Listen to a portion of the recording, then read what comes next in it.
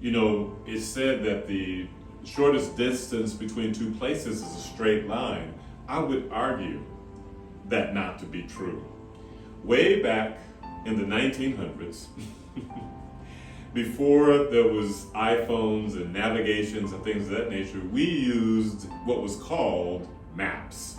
And I'm not talking about Google Maps, I'm not talking about Apple Maps, I'm talking about a paper map.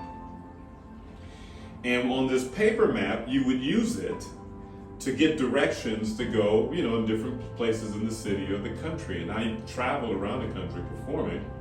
Shows you how long I've been performing.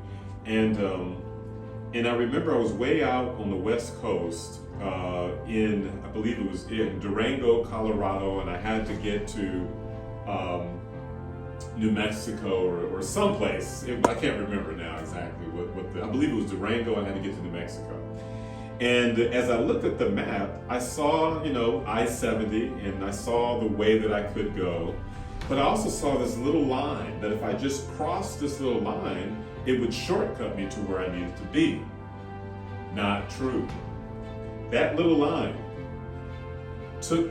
gave me about several more hours of travel time. It took me all the way up into the mountains into deer country, where I couldn't hardly drive because there was so many deer spread out everywhere. So that by the time I got down, and then I went through the Rocky Mountains, by the way, so that by the time I got on a regular interstate, I was only able to drive about 25 miles an hour because I was in such shock after spending hours navigating, trying not to hit deer in no man's land where nobody would be able to find me.